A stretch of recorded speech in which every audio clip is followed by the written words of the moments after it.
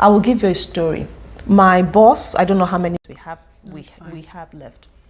When I got into the company, she told me, because we're very close, she's Italian, and she told me when she saw my CV, the first thing she thought is, it's AI that wrote this. They're not doing this thing back home in Africa. That no, how can they have done, how could this person would have done this back home in Africa? That no, it's AI that probably wrote this script. And she said she called for the interview because she actually wanted to just see the person that used the AI to write this CV. Hi, welcome back to African Voices Building in Canada. My name is Uzamaka, and I have with me here a very special guest. My friend, my colleague, my sister. I'll tell you a bit of a story. I recruited her. And when I recruited her, and after the interview, there was something that I told myself quietly. How did we land this whole package? Bisola, welcome. You're welcome. Thank you so much, Uza. Thank you so much. Yeah. Great to be on the program today. Also, like I told you, were a senior manager back home in Nigeria, but you had to step down here. Take me back to that moment and what it felt like being a senior manager, and then you had to step down here in Canada. Awesome. Thank you, Uza, for that question. I think for me, when we're migrants, when we move, right, we don't just leave maybe our roles, family, food, culture. We actually leave a huge part of our identity when we move. And this is what I mean. When you come here, no one knows what role you have held. No one knows what value you've added back home. No one knows where you worked, what school you went to, right? Everything is in one document, your resume, right? And it's now your work for you to use that resume to show the value. But the truth or the reality is that they don't know your history. They don't know what you're coming into the country with. So you have to gain the entry first, which is always one of the first steps. It's a barrier. Like I said, they don't know you, you don't have a network here. It's one document, a one-pager, your resume, right? And you have to, so what speaks for you there to get you the entry first is how do you communicate? How do you package yourself before they then give you an inroad? For me, coming here and applying a number of times, I did get interviews, right, for senior manager roles, director roles, but I wasn't just getting the offer. I wasn't landing the offer. So I took a step back to say, what is going on? And it dawned on me that it's that reality. The culture is a big thing, right? In terms of they want to be sure that there is a culture fit. Again, because they don't have your history, right? For me, the reality dawned on me to say, I need to prove myself first, right? And I needed to take a step back and take on managerial positions, apply for managerial positions, and that opened, the door. And now that I'm in, it's easier to then start to go up the chain. So for me, it was that realization that sometimes you might have to shoot, a catapult, how it is. You might have to take the sling backwards a bit for you to launch forward. So I think it's I think for each and every one of us, we just need to do a reassessment. Yes, some people can launch immediately, direct, but sometimes when you're not getting into that door, you might need to take a step back to say, what really? Because the most important thing is you need to get into the door. And when you get into the door, because you know your worth, right? You then start to prove that value and it cannot be hidden. And from there, I think it's not really, I don't see it as a setback.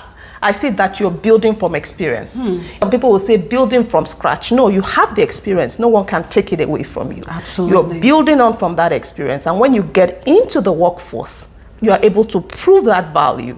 And then from there, you start to rise. I hear you. I hear you about your experience is yours. Nobody can take it away from you. Absolutely. Be it the fact that you're in a new country, your experience is your experience. Absolutely. Great. Absolutely. All right. So you mentioned how many applications you applied before getting the one that worked out.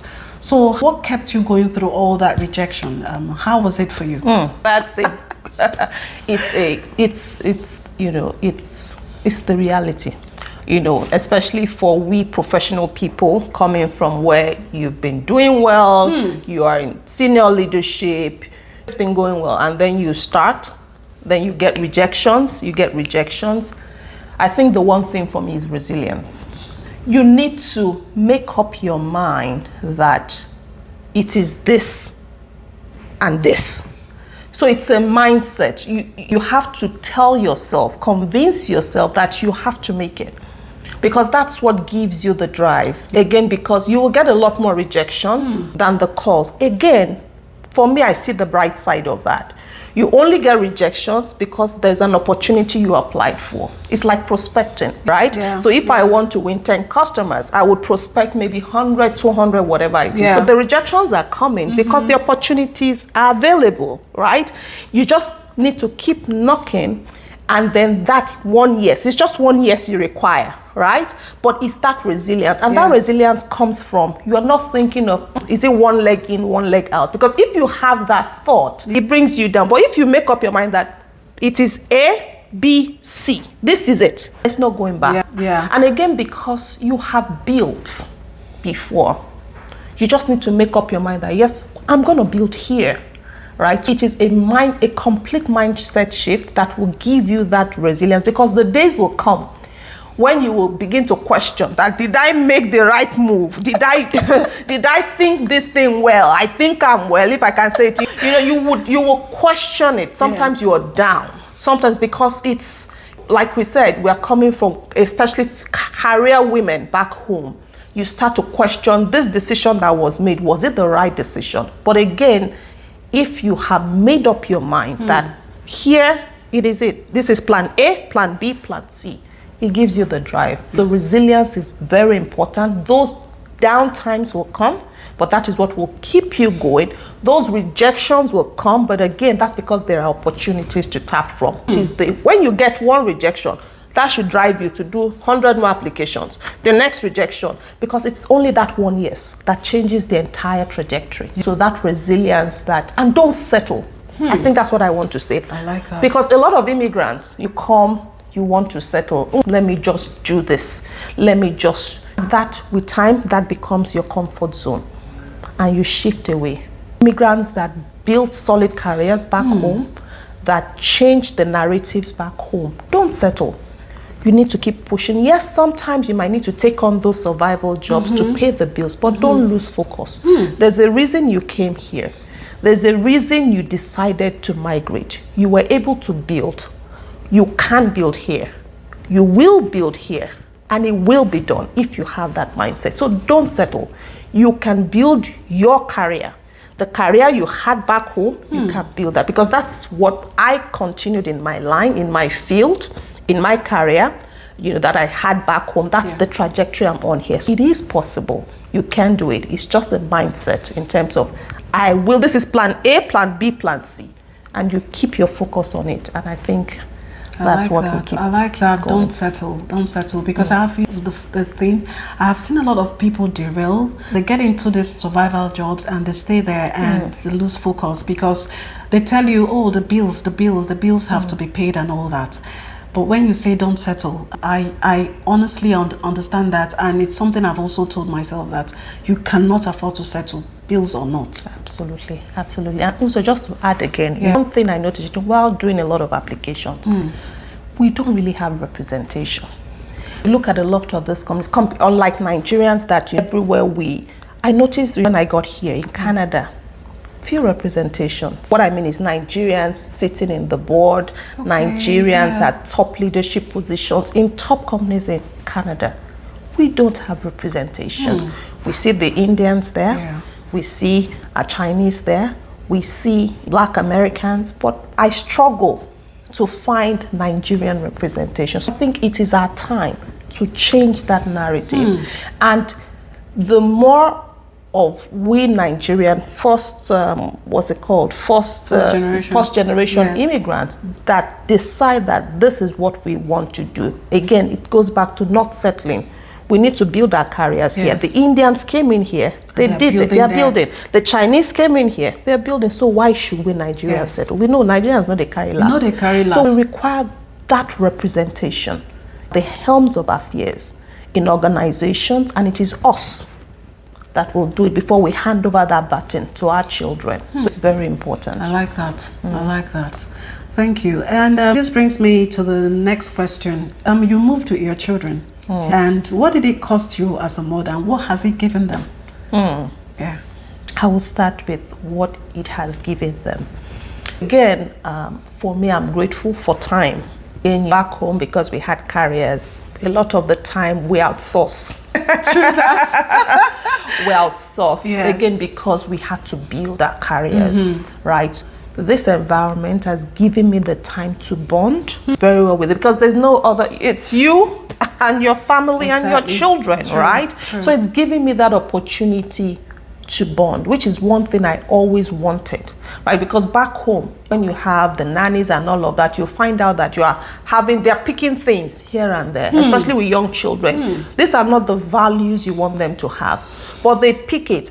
And then as you're teaching them, they're picking, you're having to unlearn that, have them unlearn that, relearn the values you want them to have. It's always a rat race. Yeah. But because of the way the Nigerian system is, the support system is good, it has its pros and the cons. Yes. But those, when raising children, especially if you don't have the right nannies and all of that, I hear that. They, of course, they're very good ones. Them, yes. But it's before you find those good ones, the children get to pick a lot of these things from domestic stuff. Yes. But here, the values you instill in your children, that's a reflection of you, and that is what they have. True that. So it makes you parent intentionally. It makes you build that bond with the children, because there's no, you have no other alternative. It's you and them. It's you and them. So for me, I am grateful for that, right? To be able to instill the values I want in my children, to be able to walk the journey, be present in the journeys. This gives us the time. You want to do sports activities, you are there, you have your time is set out for all of these things. Your organizations give you time for you to be able to, it's a family-oriented society, right? So it gives you the time to be able to do these things with your children. So I'm grateful for that, right? So that for me. And then, of course, it comes with the cost. You have to do everything yourself. Back home, we had people that would help you clean, that will help you do some of these things, but here you have to do it yourself. But again, it keeps you active, right? So it's a balance. For me, I think that the opportunity to bond intentionally with the children, to be the one to firsthand put the values, you imbibe the values and what you want them to have, for me, it's a privilege. Yeah, I hear you. Yeah. And even what you do for yourself, for instance, you talked about outsourcing. The resources are here, like the water, the light, you can actually plan and all that. So yeah, it does help. Yes, it does. It does. It does. Yeah, so there are women back home who are also thinking about, should I come? How do I survive? How do I do it with younger children like you have? What do you think? What would you be talking to them? How do you want to tell them? What do you want to tell them? What do I want to tell them? Yeah. Growth comes outside of comfort zone. It's a big decision. But I think one thing is, sometimes when we are very comfortable, we hit the ceiling of growing because we're in a comfortable place. But I think what this helps you to do is to see, you start to think outside the box. You start to, because you're no longer in your comfort zone. Again, because I'm not just surviving here. Yeah.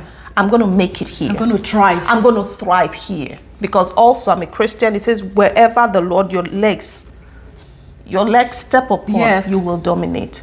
It's not a question of location. You thrived in Nigeria. You're going to thrive here. You're going here. to thrive here, right? But fear is what keeps us, right? Oh, I'm comfortable here. I don't want to start over. I don't want to, what if? What if? What if? What if? What if? But I think if you have that courage, right? And I think, again, one of the greatest faith or test of faith you have is living where you're comfortable to the unknown, trusting God that you will dominate. Again, because you know what you carry. It's not a question of location. Whatever you carry, wherever you go, if you have that mindset, you will dominate. So I think open up your mind. Fear is real, but you need to conquer that fear, because again, growth comes from outside your comfort zone. You begin to think of ideas, and the land gives you an opportunity, different things that are possible, right? It opens up opportunities for possibilities beyond what you know, right? I think if it's your decision, of course, everybody's trajectory is not the same, but if it's something that you're willing to explore, there are lots of opportunity. Don't let fear hold you down. The mindset that you will dominate here will keep you going. And if you have that faith and trust in yourself, you will definitely thrive, not survive. Thrive here as well. I hear you. Yes. And I mean, this is not part of the question, but I wanted to ask you based on what you just said. When you talk about the mindset, when you talk about the fact that what you experience back home, you can actually bring it here and thrive. What possibilities do you see here that probably was never in Nigeria? What possibilities do you see? When I started the job for example, one thing I realized, it's a 100-year-old Canadian company, so it's been here for a long time. But getting into the space, one thing I realized is that actually our tech in Nigeria was way ahead. Right? The things we just used to do as routine in Nigeria, when Nigeria is fast-paced, we take for granted. Here it was a big deal. When you do that, they're like, wow, these are things that they pay consultants to come do for them, right? So again, that's what I'm saying. You're starting from experience. So bringing that in here, they see that value, right? And from there, from the things you're doing, they're consulting opportunities. They're different things, because those things that we take for granted, that we just do, and then we just walk away. Here they're like, oh, this can be done in one day? Really? I thought it's going to take you a week. 1 day. 1 month. Really? You know, and you see these things and you're like, Nigeria has given us the right training ground. And it has given us the right infrastructure. They can do, can die. They can do, can die. So when you come here, I don't want to, the lack of words, it's a piece of cake. Right? So doing these things, and they're wild. And from that, you start to see, so these are areas where consulting, I can start to consult. I can start to build a niche for myself, because it's skill that is valuable, especially that we have transferable skills. It is really valuable in this economy. And it's just for you to find the right fit and you can thrive. I hear you. Absolutely. There are loads of opportunities. I hear you. That's one thing in common, that for the people that I have actually interviewed, that's one thing they've come across, that opportunity here. That's probably we didn't see back home and all that. That's very encouraging. If you could speak to the woman who landed here 2 years ago, exhausted, starting from the bottom, even though you say no, starting from the bottom and applying over and over, what would you tell her? Relax. That's what I would tell her. Just calm down. Cool. Calm down, right? God's got you. So again, that's what I would say, because at some point I was also shaky, like I mentioned. Did I make the right move? But calm down. Have a focus. Have a game plan. Work at it. It will definitely get better. There is opportunity, loads of opportunity to be harnessed. Like I said, I see opportunities everywhere. We don't have representation. Opportunities for growth. I will give you a story. My boss, I don't know how many we have left. When I got into the company, she told me, because we're very close, she's Italian.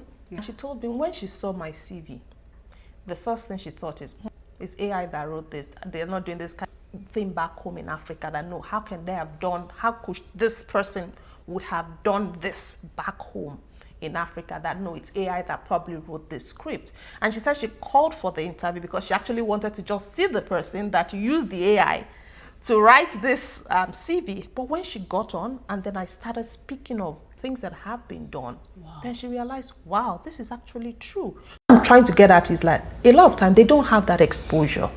They don't know what we have done. Africa is a big economy. Nigeria is a big economy. We've done a lot. It is now for us to showcase that, because a lot of them still have trust issues, right? That this has not been done. This was not done because of the, unfortunately, thank you, the bad narrative we have, right? Which we need to change. right? So she was like, oh, so this is real, and that's how it all began. She said she had to tell me that when she first of all saw my CV, she just said, let me see this person. Not because of she was convinced, but because she wanted to validate her doubt, right? And then it was the opposite when interviewed, and then we went on. And when she interviewed, she was like, wow, this is the person I want for this role. This is the right match for this role. So we need to believe in ourselves that we have the skills that they are looking for. That confidence is what will make us thrive in this economy because we have it. Yeah. Right? Again, like I said, calm down. 2 years ago, speaking to myself, relax. God's got you covered. And just focus. Have a game plan. Well, if you're waiting, also keep yourself occupied while you're waiting. While I was waiting, I was also doing a few courses, refreshing my analytics background and all of that. So I took 1 or 2 courses. Keep yourself busy because those things also brush up. Yeah. Because in the interview process, it's mostly about packaging. I don't know how to put it. It's not necessarily the technical, it's how the communication is very important. How do you portray yourself as someone that is valuable? So there are really skills you need to learn to be able to showcase yourself because it's a global market. You're competing against loads of people. So I think for us, that's just what we need to fine-tune. We have the knowledge, we have the skill. It's how to put it together such that they see that value. Yeah, absolutely. I hear you. So you were saying, just talk about what you just told me now. Oh, I was just sharing with Uzo one of the things that breaks my heart. In my company today, right, I was reviewing, Nigeria is actually on the orange list, and this is what I mean.